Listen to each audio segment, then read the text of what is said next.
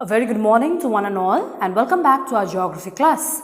In my previous offline class, I've already started chapter number 13, and the name of the chapter is your insolation, where I have discussed about your insolation and your terrestrial radiation, where we also spoke about your heat balance that is maintained here in the earth. Now there are different varieties of your factors which play a very important role in order to distribute the temperature that is present here in the earth. So your factors that affect the distribution of temperature here in the earth will be highlighted here in this chapter, and that will be the last topic under this chapter. This is a very short chapter, so let's talk about that. See, your temperature that is maintained here in the earth is basically been maintained by the amount of your solar energy that you receive from the sun. So how is this temperature maintained? Because some regions are having a high temperature, some regions are having your low temperature. So how is this temperature maintained will be highlighted here under the category of your factors that is affecting the distribution of temperature. See, distribution, you can turn to page number 100 there in your textbook. Chapter number 13, the name of the chapter is your insolation. See, distribution of temperature over the earth is not uniform. It's not same. There are regions that are having high temperature. Hot regions are there. There are regions that are having your cold temperature. Your low temperature that is present there in the cold region. The temperature of an atmosphere of a place depends upon number of factors, which are your latitude, your altitude, your distance from the sea, you take into account your winds and your ocean currents. So they all are your different factors which play a very important role in order to determine your temperature that is there in that particular region. So let us start with the first factor. So your first factor that affects the temperature of a region is your latitude. Okay, now your lines of latitude are basically the lines, okay, that is basically dividing your earth into your different parts. You can see there are many lines of latitude. You can see 90 lines of latitude are there in the northern hemisphere, 90 lines of latitude are there in the southern hemisphere. So altogether 90 plus your major line of latitude, that is your equator, makes the earth have 181 lines of latitude. So these lines of latitude, I have taken into account your primary lines of latitude. See here, the equator is the most important line of latitude. Then you have Tropic of Cancer in the northern hemisphere, Tropic of Capricorn, your Arctic Circle, your Antarctic Circle. Then you have your North Pole, then you have your South Pole. They are your primary lines of latitude. Okay, now your latitude is also playing a very important role in order to determine your temperature there in that region. So let's see how. See, temperature depends on the latitude of a space. Listen carefully, this is a very important question. See, temperature decreases with an increase there in the latitude. That means, see, equator is 0 degree. Tropic of Cancer is 23.5 degree north. Arctic Circle is 66.5 degree north. So your temperature is decreasing as you climb up the lines of latitude. As your lines of latitude are increasing, your temperature is decreasing. That means your temperature here in your 0 degree lines of latitude is very, very high. Okay, whereas as you move towards the Tropic of Cancer and your Arctic Circle, your temperature is decreasing. So as you, okay, increase your line of latitude, your temperature is decreasing. So this is one primary reason as to how your latitude is playing a very important role in order to determine your temperature there in that particular region. So your temperature decreases with an increase in the latitude on either side of the equator. So you have equator there in the northern part, equator, then you have your southern hemisphere. So your situation is same. As you're moving towards your south pole, your temperature is decreasing. As you're moving towards the north pole, your temperature is decreasing. It is basically because of your spherical shape of the earth. So why this latitude is decreasing? Why? What is the geographical reason behind it? It is basically because of the shape of the earth. As you all know, the shape of the earth is termed as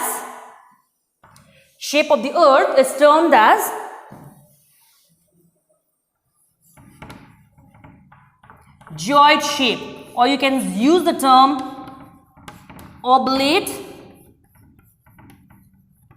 spheroid, or in simple terms we can say that earth is spherical in shape. Okay, it has your bulging center, whereas your poles are flattened. So your spherical or your geoid or your oblate spheroid shape of the earth is one primary factor responsible as to why your temperature decreases with an increase there in the latitude. That is one reason. And second one, your earth is undergoing the process of revolution around the sun. Okay, so it is undergoing the process of revolution, the revolutionary movement of the earth, and the shape of the earth, which is geoid shape or your oblate spheroid or spherical in shape. They are your two primary geographical reasons as to why your increase in your latitude is decreasing your temperature that is present there in the earth. See, sun's rays strike the earth at varying angles of incidence owing to the spherical shape of the earth and the inclination of an axis, oblique or your slanting, or you can say your indirect rays not only travel your longer distance but also heat a larger area. Thus they have heating power. Midday sun is almost overhead within the tropics but at oblique angles outside the tropics. So they say when your sun, because of your rotation of the earth and the angle of the incidence that has basically been maintained, when undergoing the process of your revolution, what happens is that your direct rays of the sun basically falls on the equatorial region. Okay, so it's covering a smaller area. So concentration of heating your area is comparatively less there in your equatorial region, having your lower latitude. So there the temperature is comparatively very, very high. Whereas as you're moving towards your higher lines of latitude, like your Tropic of Cancer you take into account, your Arctic Circle you take into account, your Tropic of Capricorn, your Antarctic Circle you take into account, your oblique or your slanting rays of your sun is falling on the earth. So it is covering a larger area. So your heat from the sun is basically being distributed here, which is responsible for lowering the temperature of the earth. So this is how your different lines of latitude play a very important role in order to determine the kind of temperature that is prevalent there in that region. Higher the latitude, lower the temperature. Lower the latitude, higher the temperature. So this is one primary thing that you ought to remember under this major factor, that is your latitude, which play a very important role in order to determine your temperature there in that region. The above two factors also include or indicate that higher the latitude, colder the places. On this basis, the earth is divided into your 5 temperature zones of the earth, and your major, I told you there are 181 lines of latitude. But amongst them, the major lines of latitude I've already drawn here. So your major lines of latitude, as it is playing a very important role in order to determine your temperature. So your major lines of latitude play a very important role in order to divide your earth into your 5 temperature zones. So let's take into account the zones, your temperature zones or your heat zones. Okay, your earth is divided into, and here the primary role is basically been played by your lines of latitude. See, you have the equator, you have the Tropic of Cancer, you have the Tropic of Capricorn, isn't it or not? So this belt between your Tropic of Cancer and your Tropic of Capricorn, I'm shading that in this format.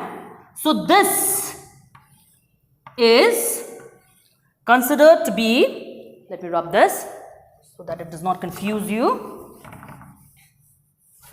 This zone, this heat zone of the earth is considered to be your torrid zone. Okay, so it is your torrid zone, and your temperature here in your torrid zone is comparatively very, very high because it is located here at the lower latitude where your direct rays of your sun is falling. So your heat of the sun is concentrated in your smaller areas, increasing your temperature here in this region. So this is one primary heat zone of the earth. Second one is your temperate zone. Now again, your temperate zone can be divided into your 2 parts, your north temperate zone and your south temperate zone. So you have your Tropic of Cancer here, you have the Arctic Circle here. So I'm using the symbol. See. So here, this zone between your Tropic of Cancer and your Arctic Circle. Okay. Now this is considered to be your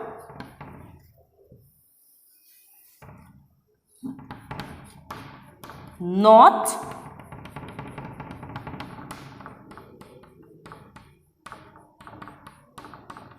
temperate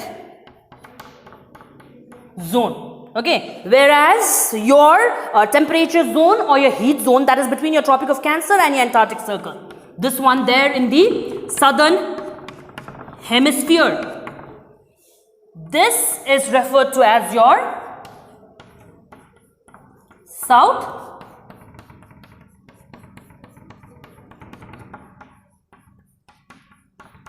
temperate zone. And you see your temperature in the north temperate zone and your south temperate zone is comparatively less in comparison to your temperature that is maintained here in the torrid zone, because torrid zone is located at your lower latitude, Whereas your north temperate zone and your south temperate zone, they are located at a little higher latitude in comparison to your torrid zone. Then the last variety of your zone that you have here is your Arctic Circle. You have your Arctic Circle, okay, then you have your North Pole here 90 degree. So this region,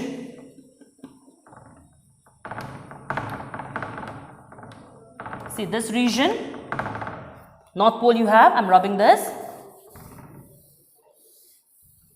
the North Pole. So this is considered to be your North frigid zone, and temperature is very, very low here, okay, and the region that is there between your Antarctic Circle and your South Pole, that is your 90 degree, I'm just rubbing this, okay, so this region here, this part there in the southern hemisphere where you can see your Antarctica and all are present, now that is considered to be your South frigid zone. Okay, so temperature there in the south frigid zone and temperature there in the north frigid zone is comparatively very, very low. It is freezing cold there. Okay, you can see your glaciers and all. You receive snowfall as a form of precipitation. You can see your ice sheets and all are basically present there in that region. So this is how your lines of latitude play a very important role in order to determine your different type or your different amount of your temperature that is maintained there in different part of the world. So this is one primary factor that plays a very important role in order to determine your temperature there in that particular region. So please note down the names of your primary heat zones or your temperature zones. I think so in my second chapter there under your geographic grids also, we have already highlighted about the temperature zones and your heat zones. Now this is a very important question. They can ask you to make this diagram highlighting your different temperature zones or heat zones of the world. And in this chapter also, in your chapter insolation also, how your temperature here in the earth is basically been maintained by your different lines of latitude. See, the sun's rays which falls over the torrid zone travel shorter distance. So here, this torrid zone they are talking about, direct rays of the sun is falling here. So it is covering a shorter distance and heat up the smaller areas, leading to your higher temperature. That is the reason why amongst all the temperature zones that you have here in the world, your torrid zone is considered to have the most high amount of your temperature. That is the reason why your torrid zone is considered to be the hottest temperature zone there in the world. Beyond the torrid zone, sun's rays is traveling at a longer distance. Okay, this is basically because of your inclined axis and the revolution of the earth on its axis. So inclined axis of the earth and the revolutionary movement that your earth is undergoing is allowing your other region to receive your indirect rays of the sun, or you can say your inclined rays of the sun. Okay, so it is covering a larger area. So much of the heat is absorbed by the clouds and the water vapors or reflected back as a dust particles. The sun's rays falls in a slanting position and then heats up a larger area. Beyond the torrid zone, temperature goes on falling. There are, however, other factors as well that influence your climate and your air temperature apart from your latitude. So amongst all the different factors that play a very important role in order to determine your temperature there in the earth, one primary factor is your lines of latitude. So I've already discussed in detail as to how your lines of latitude play a very important role in order to determine your temperature there in that region. Now in my next class, I'm going to talk about the other factors that play a very important role in order to determine your temperature. Thank you.